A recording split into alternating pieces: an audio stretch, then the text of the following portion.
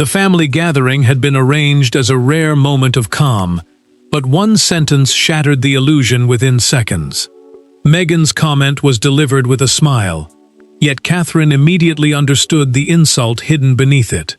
Before anyone could soften the damage, the princess rose from her chair, reached for Louis, and made a decision that stunned every person in the room. She removed her youngest son from the gathering, and she did not ask permission. Before we go deeper into what this really means for the royal family, make sure to subscribe so you don't miss a single update. Silence tightened around the reception room at Windsor. The gathering followed a family occasion, and Charles hoped the evening would restore unity between divided relatives. Camilla watched silently. William remained close to Catherine, while Harry and Meghan faced them across the table. George and Charlotte stayed quiet, sensing the adults were measuring every word. As Princess of Wales, a senior royal supporting the future king, Catherine carried public duty. But motherhood came first. Louis had relaxed. He turned a silver place marker between his fingers and leaned toward his mother with trust.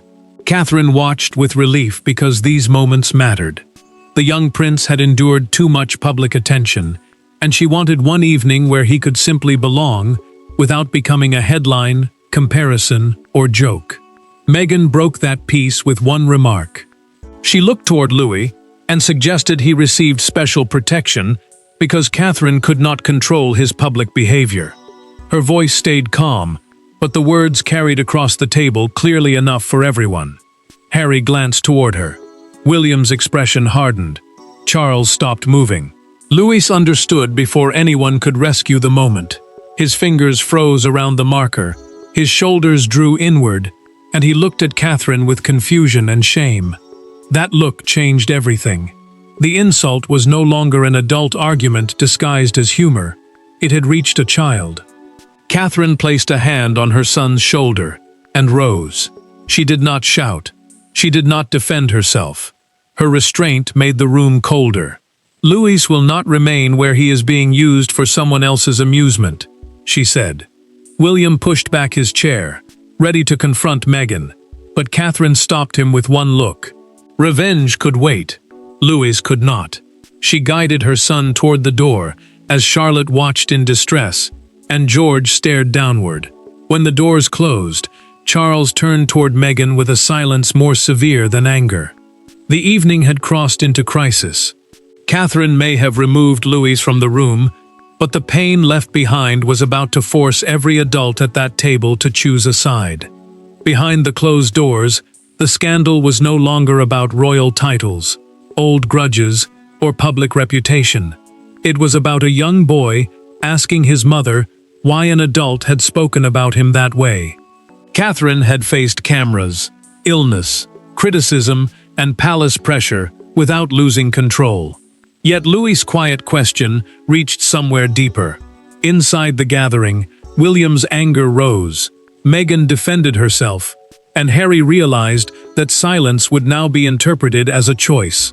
Catherine guided Louis into the adjoining drawing room and closed the door behind them. She knelt in front of him, held both his hands, and told him he had done nothing wrong. The young prince was known for being energetic, expressive, and open with his feelings. But that openness also made him sensitive to the mood around him. Public jokes about his behavior had followed him before, and his mother knew Meghan's remark had touched an old wound. Louis looked at Catherine and asked the question she had feared. Had he embarrassed the family? She paused, fighting the emotion rising in her throat, then answered with complete firmness. No. The embarrassment belonged to the adult who had chosen to make a child feel small. He did not need to return to the gathering, and she would not ask him to pretend the moment had not hurt. William had already reached the edge of his patience. He told Meghan that Louis was not a subject for criticism, comparison, or debate. The prince's voice remained controlled, but every word carried anger. Harry stepped between them and urged his brother to calm down. Yet his cautious language only made the situation worse. William heard hesitation where he expected protection, and Harry knew it. Meghan insisted that her words had been misunderstood. She claimed she had been speaking about differences in palace treatment, not attacking Louis himself. Harry repeated that explanation, but even he sounded unconvinced. Charlotte leaned toward George and whispered that the comment had not sounded misunderstood at all. George looked back toward the closed door, then told his sister that Louis should not have heard any of it. Camilla watched Charles more closely than anyone else. The Queen Consort noticed that he was not studying Meghan or William. He was watching George and Charlotte, measuring the damage through the faces of his grandchildren. Charles said nothing, but the king's silence was not weakness. He was deciding who had protected Louis and who had protected themselves. Catherine finally returned alone to collect her son's coat. Meghan stood the moment she entered. Harry turned toward his wife. William moved closer to Catherine, and Charles lifted his eyes. The first insult had wounded Louis, but the explanation Meghan offered next would challenge Catherine in a far more personal way. The clash at Windsor did not begin that evening. Weeks earlier, during what should have been a harmless rehearsal for a family appearance, Meghan had tested the same boundary. Catherine had answered privately, calmly, and without spectacle. She believed the warning had been understood. Instead, Meghan carried the resentment into the gathering, waiting until the family was seated and Louis was within earshot. That earlier confrontation now looked less like a misunderstanding and more like the point of no return.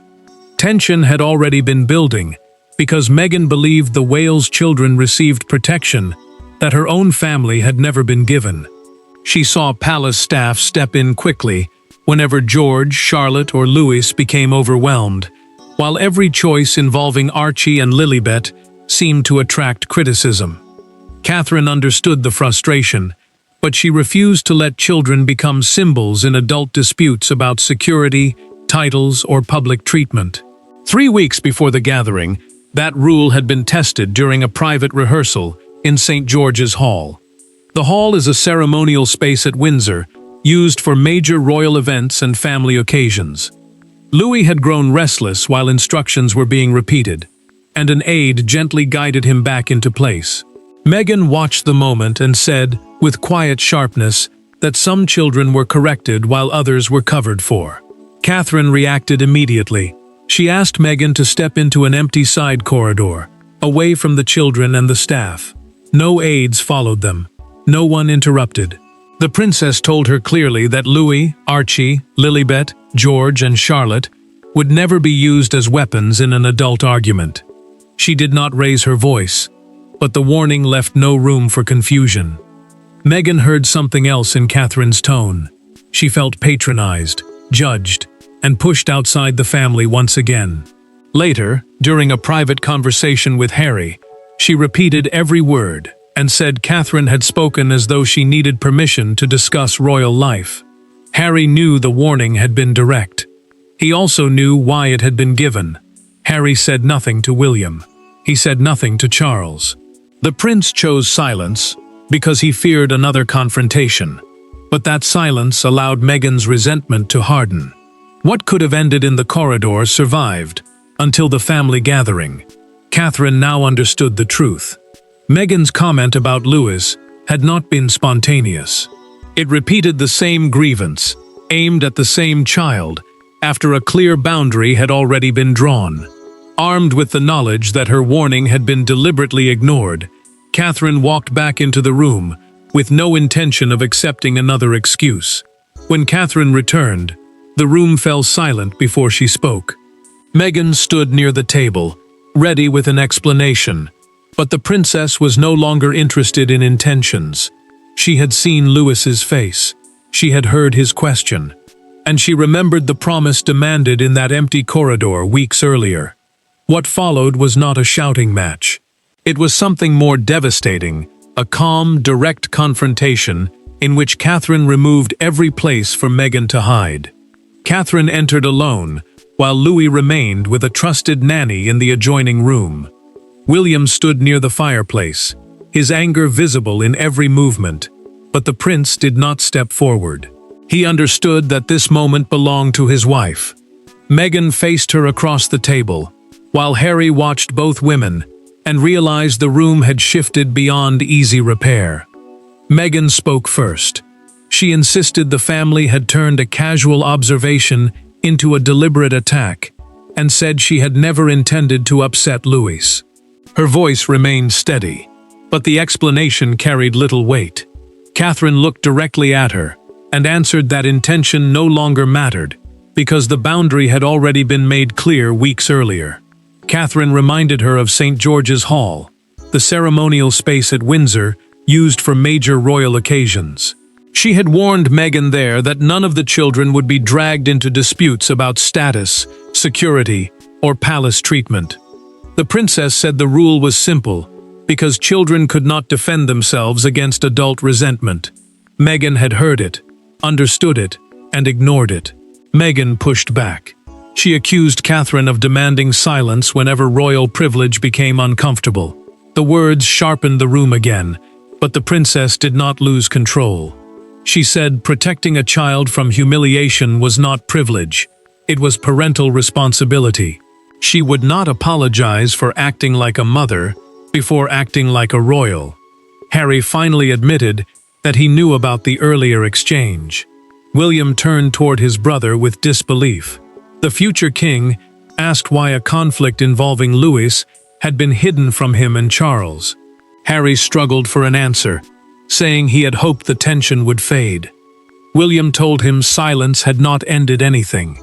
It had protected the resentment until Louis became its target. Charles spoke at last. The king said the gathering could not continue while one child felt unsafe returning to the room. He ordered the evening paused immediately. Meghan then turned toward Harry, expecting support. Harry hesitated. That single pause changed everything.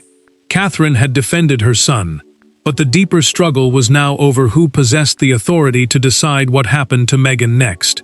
Catherine's decision appeared spontaneous, but it exposed a deeper truth about the modern monarchy.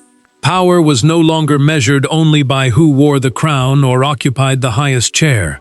In that room, authority belonged to the person willing to act, while everyone else remained frozen. Charles could suspend the gathering.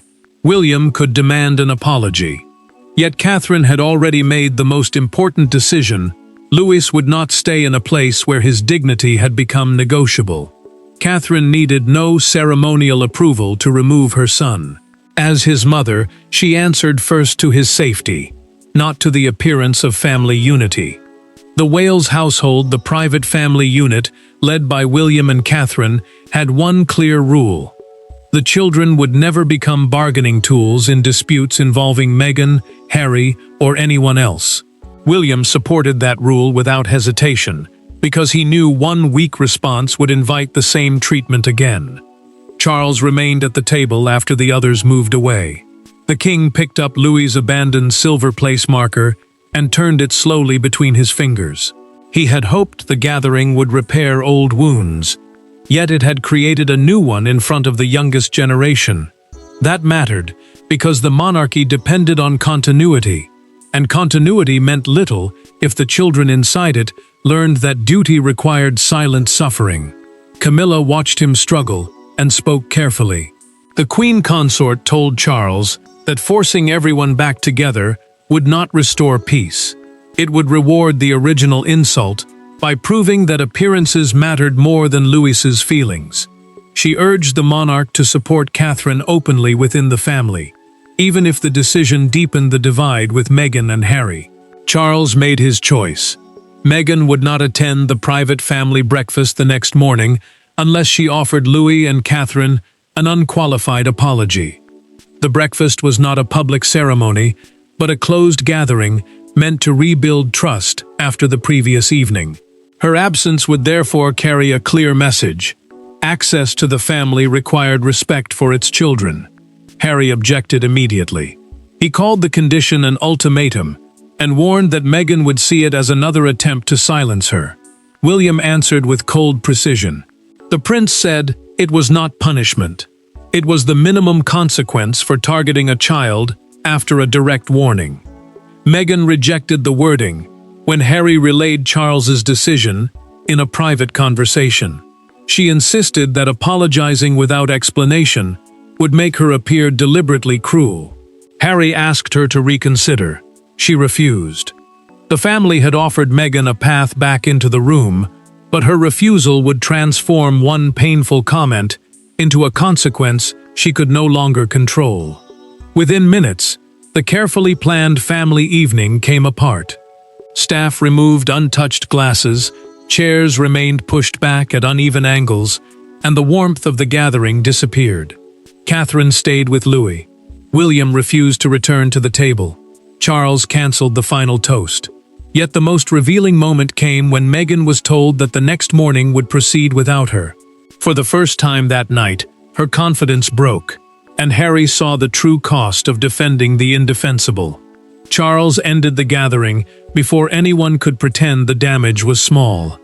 The king told the family that no photograph, toast, or display of unity could continue after Louis had been driven from the room. A private family toast is a closed moment of celebration, usually meant to signal trust and togetherness.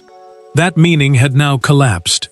Palace staff quietly changed the evening's arrangements, while the adults separated into different rooms, turning one cruel remark into a complete family rupture. Harry found Meghan moments later and delivered the decision privately. She stared at him in disbelief when he said the breakfast would continue without her. The gathering was meant to be a chance for reconciliation, and exclusion from it meant the family no longer trusted her presence around Louis. Meghan accused them of using the child's feelings to silence her criticism of palace treatment. Harry finally stopped defending the argument. He told her the problem was not criticism of the institution. It was that Louis had heard himself being diminished by an adult he was expected to trust. Meghan tried to explain again, but he warned that every new explanation sounded like another refusal to accept what had happened. Charlotte slipped away from the main room and found Louis sitting quietly beside Catherine. She did not ask him to discuss the argument. She simply sat beside her brother and offered him the dessert he had left behind. Louis accepted it slowly, and Catherine watched the small act of kindness reach him more deeply than any adult explanation could. William arrived moments later and heard Louis whisper to Charlotte that he did not want Meghan to be angry with him. The words stopped the prince cold. His son had taken an adult's insult and turned it inward, believing he had somehow caused the conflict. William's fury deepened, but so did his fear. This was no longer about one evening. It was about what Louis might carry forward. Harry waited until the house had fallen quiet, before approaching Catherine alone. He asked for a private conversation before the family made any permanent decision. With the gathering over, and Louis still blaming himself, Harry's private appeal to Catherine became the final chance to prevent the fracture from becoming permanent. There were no advisors in the corridor, no prepared statements, and no brothers standing between them. Harry found Catherine outside Louis's room after the house had fallen silent. For once, neither spoke as a royal figure defending a position. He spoke as an uncle who had failed to intervene. She answered as a mother who had watched her child shrink beneath an adult's words. Their private conversation became the turning point, not because it erased the insult, but because truth finally replaced loyalty. Harry waited until Louis was asleep before asking Catherine to speak with him. He left his phone with an aide, removing any fear that the exchange might be recorded or repeated as part of another public battle. The prince wanted no palace machinery around them. He wanted one honest conversation, and Catherine agreed only because the moment concerned her son. Catherine set the boundary immediately. She would not debate whether Louis had been hurt. His face had already answered that question, and his words had made the damage undeniable. The young prince had asked whether he had embarrassed the family. To his mother, that meant an adult's resentment had already become a child's shame. Harry lowered his guard. He admitted that Meghan had remained angry after the warning in St. George's Hall. He knew she believed Catherine had dismissed her concerns about unequal treatment, and he should have stopped the subject from returning. Instead, he had hoped silence would prevent another conflict. Catherine answered with quiet force. Protecting Meghan did not require abandoning Louis. She told Harry that silence became participation the moment his nephew was placed at the center of the grievance. He had not made the comment, but he had known the risk and allowed the evening to continue. Harry then revealed how serious that risk had been. During a private conversation before the gathering, Meghan had used Louis's treatment as an example of what she believed was palace favoritism. He had asked her not to raise it with the family, yet he attended knowing she might ignore him. That confession changed the conversation. Catherine understood that the remark had not emerged from sudden anger. It had been carried into the room. Harry accepted responsibility and promised to apologize to Louis personally, without conditions, excuses, or explanations. He also agreed that Meghan should remain excluded until she accepted equal responsibility for what she had done. Catherine allowed the meeting the next morning. Harry would face Louis alone and speak not as a prince defending his wife, but as an uncle asking forgiveness. Harry had finally accepted his failure, but the true test would come when he faced the young prince who had paid the emotional price for it. By morning, the family's private rupture had become impossible to contain. Yet it was not a leaked argument or dramatic statement that captured public attention. It was one quiet image, Catherine leaving Windsor with her hand resting protectively on Louis' shoulder, while the young prince kept his eyes lowered. That photograph transformed a royal disagreement into something universally understood, a mother removing her child from a room where kindness had failed. Questions spread when Meghan failed to appear at the family breakfast. Broadcasters knew the gathering had ended early, and her absence suggested the disagreement had continued overnight.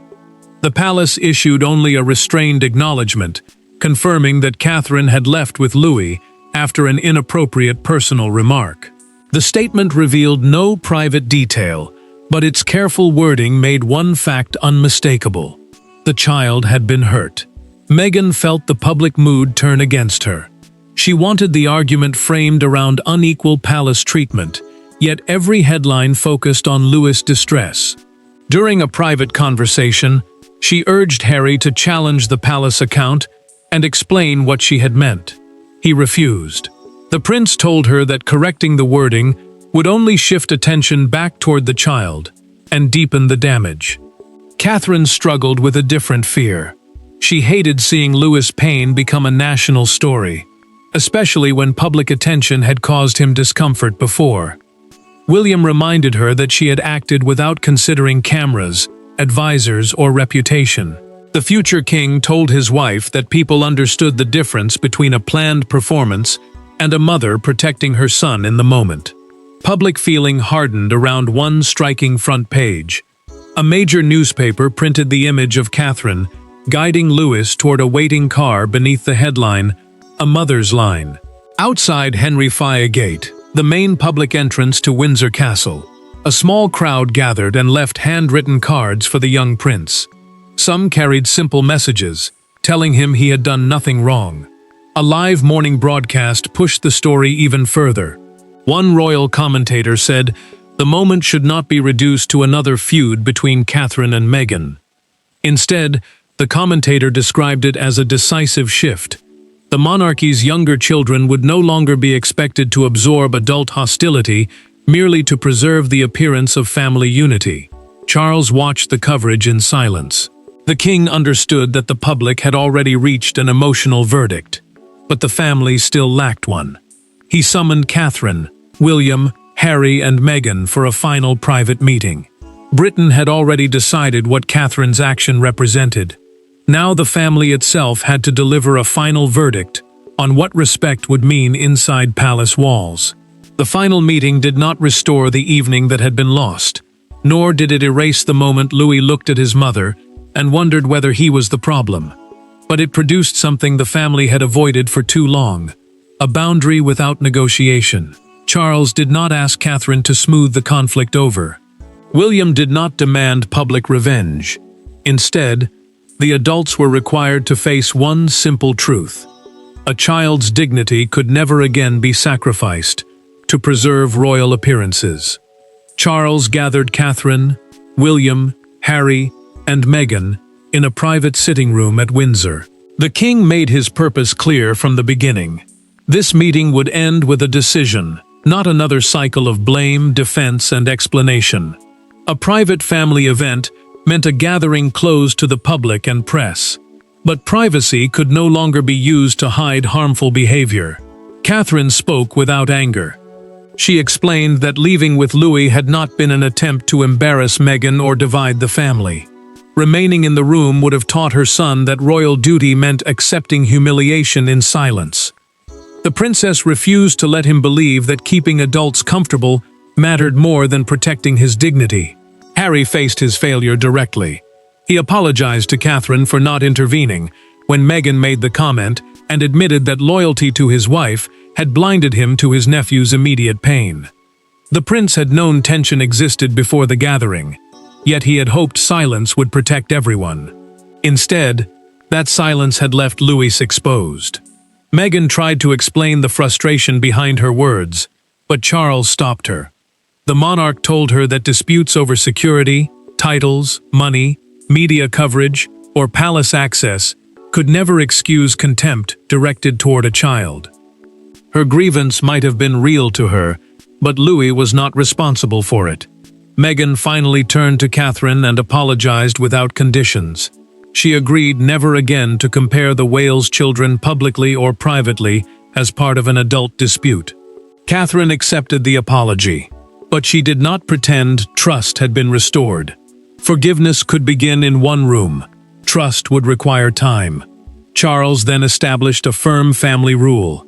Any adult who involved the children in future conflicts would be removed immediately from private gatherings. No title, relationship, or grievance would provide protection from that consequence. Catherine later returned to Louis and told him the adults had accepted responsibility. He rejoined George and Charlotte without being asked to perform forgiveness or pretend nothing had happened. The gathering ended in division, but Catherine's choice gave the family its clearest boundary and gave Louis the certainty that, when it mattered most, his mother would always choose him.